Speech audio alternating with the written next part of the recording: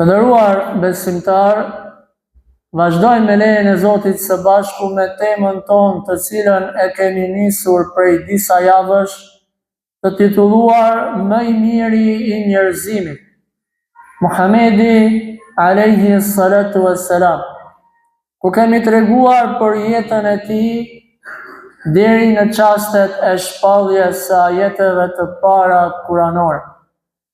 Në javën e kaluar u ndalëm të tregojmë se si Allahu i lartësuar e urdhëroi Muhamedit alayhis salam që të dali haptas tek njerëzit dhe t'i ftoi ata për në Islam. E pejgamberi i Zotit e kreu amanetin e tij, duke dalë dhe duke i thirrur të gjithë fisët dhe duke ju thënë atyre: unë jam i dërguari i Allahut. Adhurojeni vetëm Allahun, Zotin tuaj të vetëm. Mirë po, nuk kishte se si të ndodhte ndryshe, vetëm se i dhujtarët e Mekkës nuk do ta pranonin këtë gjë, sepse ju prisheshin planet e tyre, ju prisheshin adhurimet e tyre të kota, të cilat ata i kryenin. Ku thamë, vetëm në Qabe ishin mbi 360 zota, të cilat adhuroheshin së bashku me Allahun e lartësuar. Dhe banorët e Mekkës u munduan të gjejnë një rrugë të lezetshme që ta ndalin Muhamedit alayhis salatu wassalam. Cila ishte kjo rrugë? Ofrimi i posteve të ndryshme, ofrimi i pasurive të ndryshme kundrejt Muhamedit alayhis salatu wassalam, si me ja prish mendjen ti profeti sallallahu alaihi wasallam dhe me i thonë: stop, leje këtë rrugë se je duke na prish punë.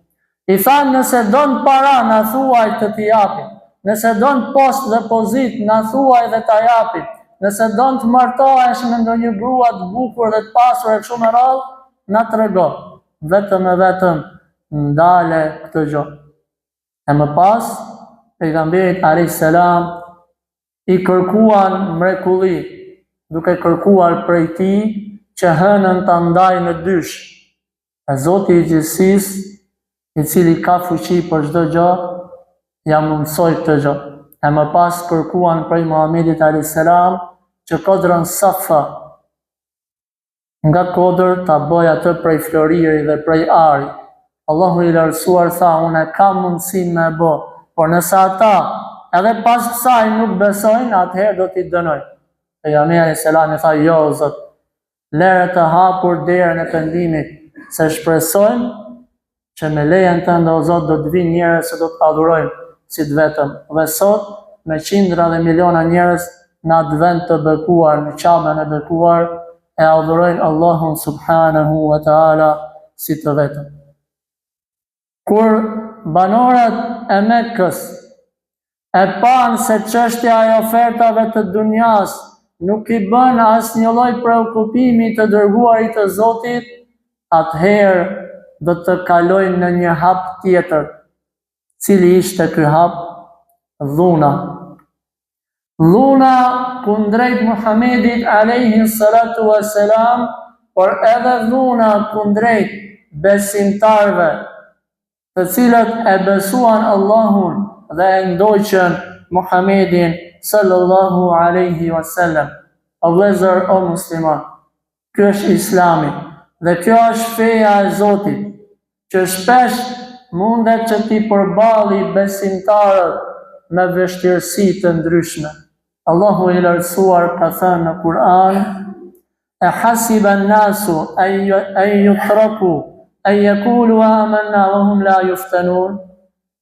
A mendon njerëzit musliman që do thonë edhe unë jam besimtar dhe unë s'kam për t'i sprovu, thot Zoti?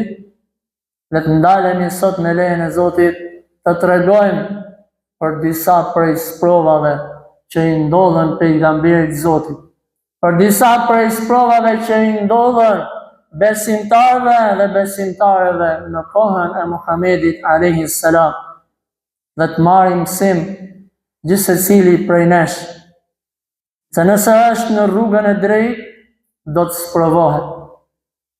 Muhamedi sallallahu alaihi wasallam ishte prej të parëve i cili u sprovua në fenë e Zotit të gjithësisë. Teksa Muhamedi alayhi salatu wassalam po falej në Qabe, në vendin e bekuar, Abu Jahli, njëri prej kokave të idhujtarëve, duke qëndruar me shokët e tij, e jep një mendim, ku thot: këtu afër nesh është therrur një deve. Cili prej jush do të çohet nga ky vend, do të shkoj tek familja që ka therrur këtë deve dhe t'i marri të brendshmet e saj, dhe t'i marri ato pislliqet e saj dhe t'ia hedhi Muhamedit alayhis salam në kokë ndërsa ai është duke u fal. Çohet dikush prej tyre, shkon dhe i merr pa pastërtit, dhe teksa Muhamedi alayhis salatu wassalam ishte pranë Qabes, ishte në sejdë, duke thënë Subhana Rabbiyal A'la, ja marrin pislliqet e ndryshme dhe ja hedhin kokë Muhamedit alayhi salatu wassalam. Ndërkohë pejgamberi i Zotit vazhdonte sejdë, derisa doli vajza e tij e vogël, Fatimia, Allahu qoftë i kënaqur me të, dhe ja largoi pa pastërtit babait të saj Muhamedit sallallahu alaihi wasallam. Sprova të ndryshme për pejgamberin sallallahu alaihi wasallam, madje jo vetëm kaq, por vazhdon deri në dhunë kundrejt pejgamberit Zotit sallallahu alaihi wasallam. Një ditë teksa Muhamedi alayhi salatu wassalam ishte duke bërë tawaf rreth Qabes, idhujtarët e kishin këtë gjendje dhe sa herë e shihnin Muhamedin alayhis salam, urrejtja e tyre vetëm se shtohej. Sa herë pejgamberi alayhis salam e adhuronte Zotin Qabe, atyre vetëm se ju shtohej urrejtja dhe inati kundrejt Muhamedit alayhis salam. Duke bot tawaf rreth Qabes, Muhamedi alayhis salam mblidhen idhujtarë. Mblidhen të gjithë tek Muhamedi alayhis salam dhe fillojnë të rrahin atë. E rrahën derisa nuk po qëndronte më në këmbë Muhamedi sallallahu alaihi wasallam. Derisa Ebu Bekri, shoku i tij e ngushtë, e pa këtë gjendje dhe nxitoi menjëherë drejt Qabes, duke ju thënë atyre: "Ataqtuluna rajulun an yaqulu rabbi Allah?" O e qa po i boni këti njeriu? Se po e rrihni këtë njeri? Apo doni me rrah dhe me mbyt njeriun vetëm se po thot Zoti im është Allahu? Kur e pan Ebu Bekr, ati do me dalë ndihmë këti njeriu? E morën dhe e rrahën Ebu Bekrin, Allahu qoftë i kënaqur me të, derisa i rat frik nga rrahme. Kjo është sprova. Këto janë sprovat me të cilët janë përballur besimtarët e vërtet, ndërsa gjendja jonë është komplet ndryshe. Elhamdulillah, ne jetojmë në një vend dhe jetojmë në një kohë ku të thuash la ilaha illallah Muhammadur Rasulullah, maksimumi do të shajnë, maksimumi do të talin, ama jo deri në rraf, ama jo deri në këtë gjendje sa me të ronë të fit nga e rrahun. Tregohet që Ebu Bekri pasi erdhin vete pas të fiktit, nuk tha: "Oj nana ime, po më paf shmoti mu që them la ilaha illallah", vallahi nuk tha kështu. Po tha: "Ku është i dërguari i Zotit? Ku është Muhamedi alayhis salam? Si është i dërguari i Zotit? A është mirë? Pra mu nuk më intereson vetja ime para fesë Zotit, para të dërguarit të Zotit sallallahu alaihi wasallam." Ndërsa ne, a thu jemi sprovu në herë për Allah? A thu vallë, jemi sprovu në herë për dinin dhe për fenë e Zotit? Allahu na falë dhe na mëshiroft të gjithëve. E vërteta ka sprova, e vërteta ka akuza, e vërteta ka sharje dhe ka ofendime. Por ne duhet themi, la ilaha illallah, thumma istaqim. Pastaj, bëhemi të qëndrueshëm. Vallahi nuk na prishin ne punë fjalët e njerëzve fare. Se s'falesh, më tallë filani, s'du me mpa ai në xhami. Po filani nuk do t'japi llogari për ty. Ti do japë llogari për vete. Nuk falet se më tallë shoku, po shoku nesër i prishet interesi dhe të len. Po ti me Zotin. Si shtregohet një ngjarje, 5 shokë. Duke udhëtu me makinë ndodh aksidenti. Në shpërnime të ndryshme, njëri prej tyre vdes dhe Allahu e din gjendjen e tij. 4 tjerë pendohen dhe përmirësohen. Kjo është gjendja, sot je nesër si je. Pse s'mbulohesh ti motër muslimane, në tallin shoqet, në tallë burri, në tallë familja, në tallë komshiu. Po kush do japi llogari para Zotit për mbulesën tënde? Që në momentin që femra apo vajza futet në moshën e pubertetit, në kohën e sot me 12-13 vjeç e ka haram me dalë nga shtëpia pa mbulesë.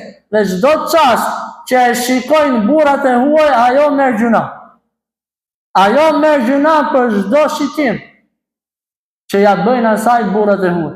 Ndërsa sot tek ne është bë normale me dalë pa shamik. Mos flasim pastaj për zhveshjet e ndryshme ekstrem. Një ditë Muhamedi alayhis salatu wassalam ishte në Kabe. Dhe Abu Jehli, sërish të njeri i pangopur kundrejt Muhamedit alayhis salam, thot do të shkoj dhe do ta shkel në qafën e tij derisa ta mbys.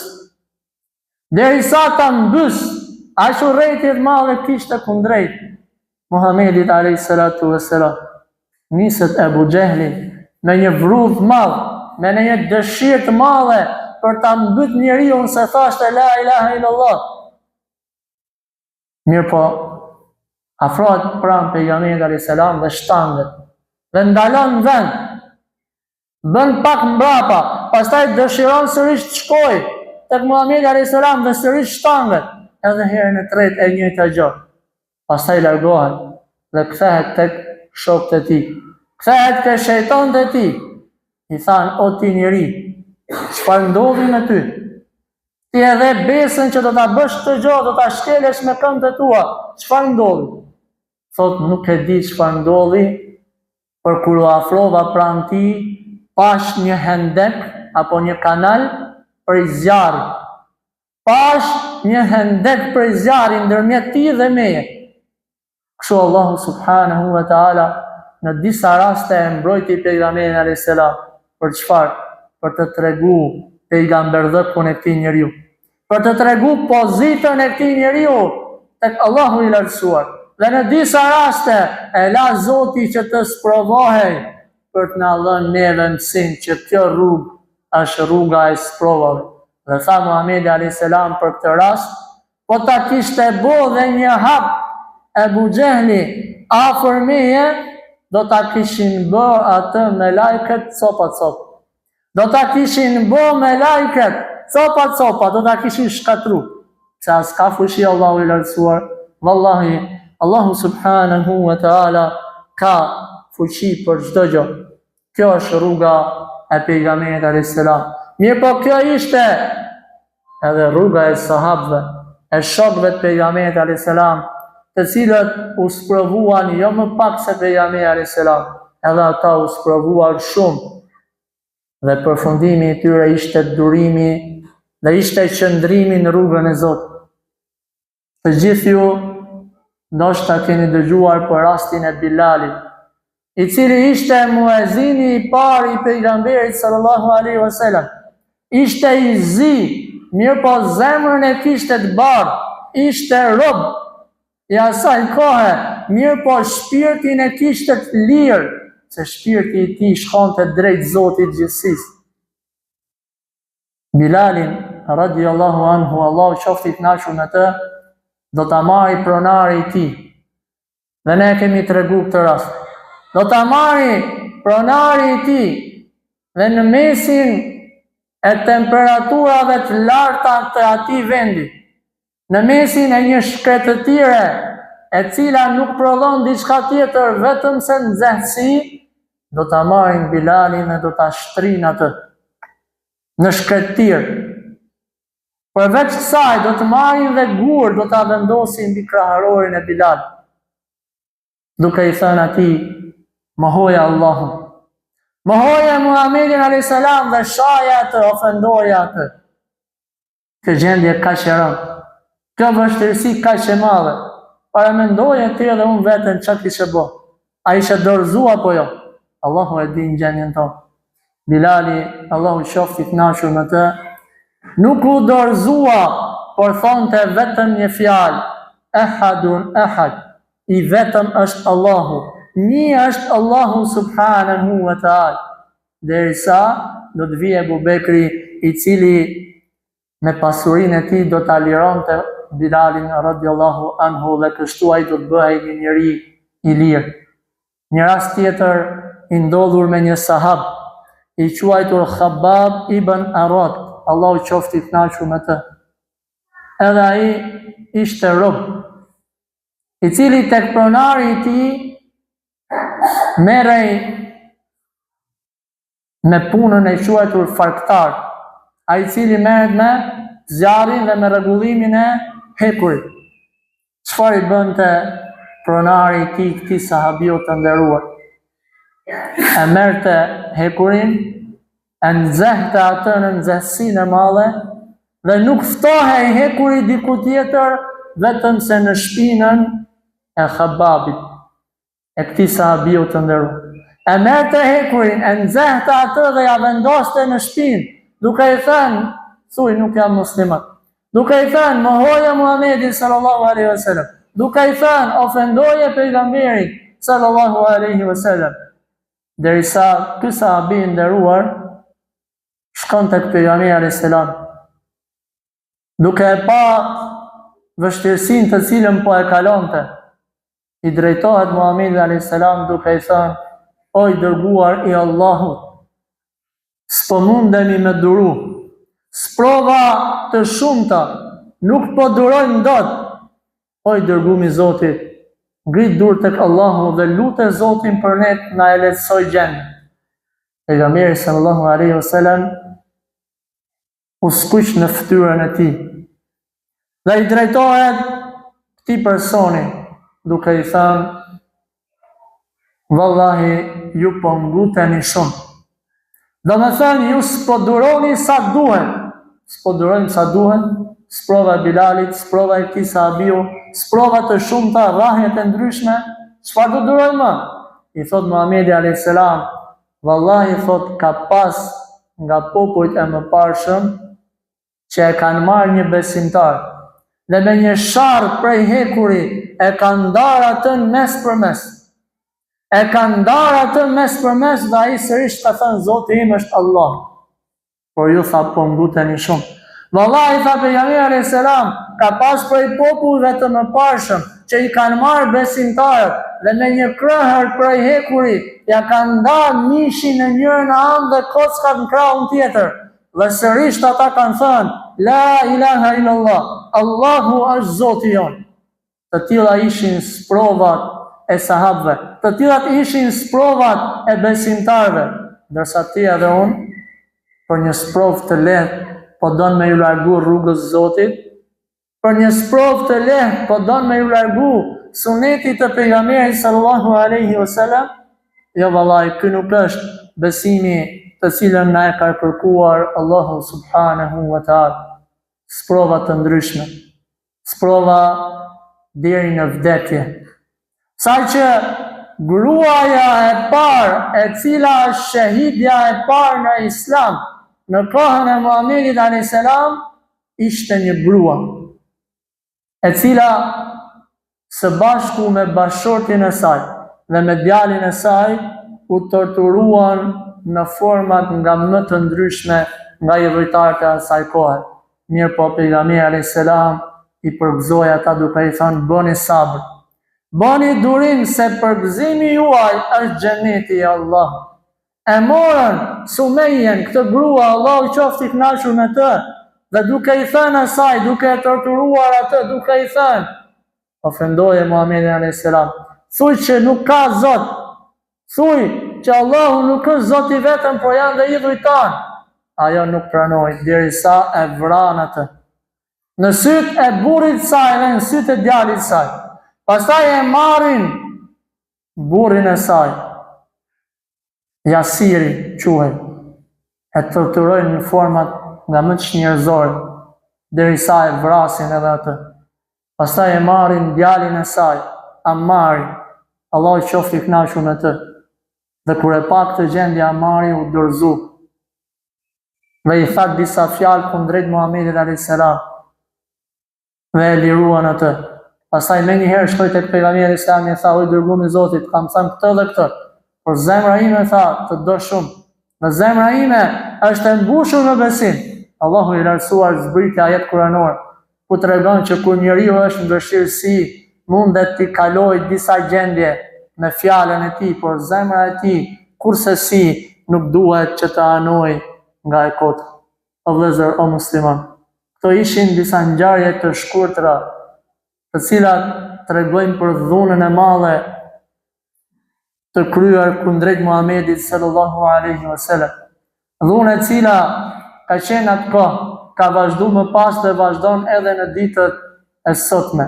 Por muslimani kurse si nuk duhet të dorëzohet. Muslimani asnjëherë nuk duhet të dorëzohet, sepse ka premtim nga Zoti i gjithësisë, se kush rrin stabil dhe i qëndrueshëm në fenë e Zotit, vetëm se do të jetë i fituar në ditën e madhe të gjykimit. Islami vërtet sulmohet nga të gjitha anët, por ky Islam, ashtu sikur se ka thënë njëri nga dietarët, Islami i përngjason një topi të basketbollit sot, i cili sa më shumë të përplaset në tokë, aq më shumë do të ngritet lart. Sa do të shahet dhe të ofendohet dhe të mundohen që njerëzit ta ulin Islamin, nuk e ulin dot, se kjo është fe e Zotit. Kjo është fe e më të madhit. Kjo është fe e atij i cili është më i larti dhe ai i cili ka krijuar çdo gjë, ka mundësi për çdo gjë. Elusin Zotin ton që ne të na bëj të qëndrueshëm në fenë e tij. Elusin Zotin ton që të na bëj prej atyre të cilët kemi thënë la ilaha illallah Muhammadur Rasulullah dhe qëndrojmë në këtë rrugë dhe në këtë fe deri në frymën e fundit. Elusin Zotin ton që të na mundsoj që të vdesim me fjalën la ilaha illallah Muhammadur Rasulullah. Allahu na fal ne prindërit tanë, të afërmit tanë, të gjithë besimtarët dhe besimtarët kudo që janë. Subhanakallahumma bihamdik, ashhadu an la ilaha illa ant, astaghfiruka wa atubu ilayk.